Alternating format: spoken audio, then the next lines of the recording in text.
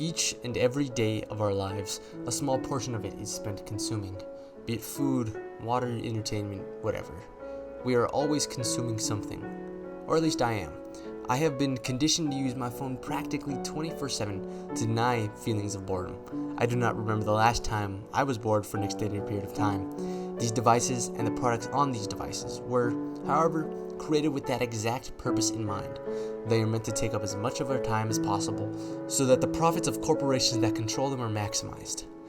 In the time I am left isolated, I feel one desire nearly constantly: be entertained. I am compelled to watch a YouTube video since whatever mundane task like eating, taking a dump isn't stimulating enough.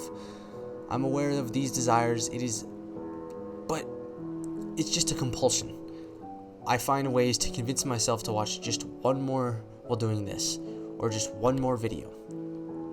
There's always an excuse to continue, to work on the things I care about, but feel less rewarding than watching some stimulating Minecraft video with performative stakes and bright colors. It is a genuine addiction to the conception of slop, and without it I feel lost. Whenever I need to stop the video, or whatever I'm watching, I feel a frustration at what made me need to cease for whatever reason. I feel this even though, logically, I know I can just watch it later. Something I realize about myself is that I feel a constant pressure of time, as if I suddenly won't be able to watch the video I was consuming if I don't do it now. This perceived pressure of time makes it very difficult to ever stop watching slop.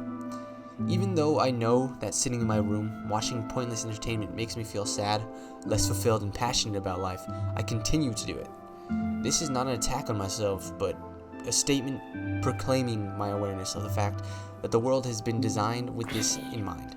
These addictive videos are here to control and keep us docile, I realize. Our reactions are minimized, and the response to global suffering is more negligible. We are shown a side of humanity that can only perpetuate this feeling of helplessness. As we see the situation of others, we know we have too little power as an average individual to do anything. Or is that just an idea? I have no idea. We also continue to watch as the people that do have the power to maintain continue to worsen the status quo across the globe. What do we do in this situation? What are the response would there to be other than to consume more? Because it feels like we're doing something every time we watch some pointless video discussing the problems in our world. We just keep learning, whether we read a book or we do something like a protest. No matter what it is, I don't know, something. When the media that we watch has been designed with the sole intention of keeping us watching, can we blame our parents or our younger selves for hopping?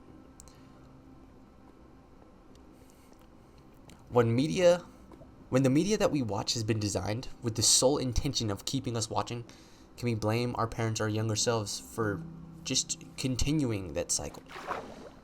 A seemingly harmless app or site that has a massive implication for the world at large.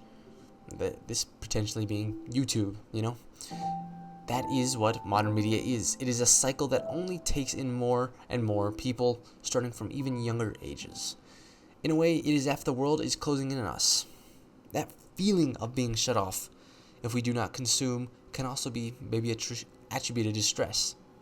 When our minds are constantly experiencing a stream of cortisol, our bodies respond with anxiety and shame, which only serves to continue this cycle. It feels as if we can get nothing done.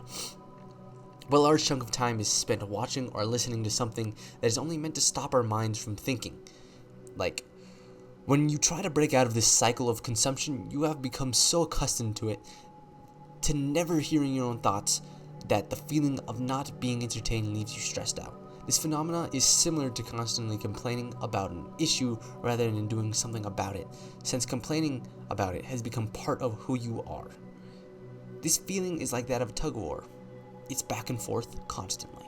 You will have times when you feel frustrated with yourself for always consuming, yet you won't be able to stop. It feels way too good to continue watching something now. The siren song that is easy dopamine from the media will always triumph over the hard work that is music, writing, learning, or working out. Or doing the hard things, like taking a step to actually change something in your community. It will always feel like you're forcing yourself to do the aforementioned activities.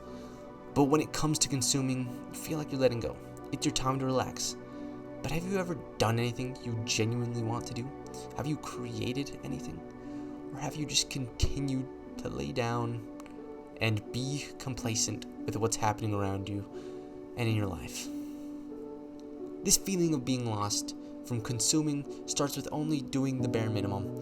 You get up to do your laundry, you get up, meditate, wash your body, you get up and live, quote unquote, while constantly subjecting yourself to the entertainment that is in your ears. This isn't exactly what I would call this idea of puer aeternis, which is defined by Carl Jung as an individual who remains emotionally adolescent, often displaying immense potential but failing to achieve it due to fear of commitment, responsibility, and the constraints of adult life, leading to a quote-unquote provisional life of unrealized dreams. In my opinion, it's similar, but not quite that. Truthfully, the best way I can think to describe it is addiction. It meets all the same qualifications, but for me personally, I've not been met with any substantial consequences in the normal sense of the word. However, what I have been met with is an inability to take hold of the opportunities presented to me, or even creating an opportunity for myself. The way that it is similar to puer is the fact that it is a provisional life, but not for a sense of emotional adolescence, but instead the result of constantly subjecting oneself to the mindless slop on their phone. This incessant use of phones changes the way one's brain fundamentally functions. And a study done on young European children and adolescents found that when we multitask using our phones or any other method of consuming media, our emotion-driven impulsiveness and cognitive inflexibility measurably increases. Adding with my own perspective, when I have a day where I wake up and spend my time brainlessly consuming without a purpose, I tend to act more on how I'm feeling rather than intentional thought. In a mind that feels foggy, thinking becomes a chore and emotional reaction becomes nature. At times, we do not take a moment to deliberately dissect our situation. We tend to act on impulse. When our days are filled with decisions that could change the direction of our lives, I do not believe that most of us would want to feel foggy. Thanks for watching, and sorry about the rushed nature of this video and how poorly written it is. Give me some feedback, whoever's watching, if anyone sees this. So, appreciate it. Thank you, and have a good day.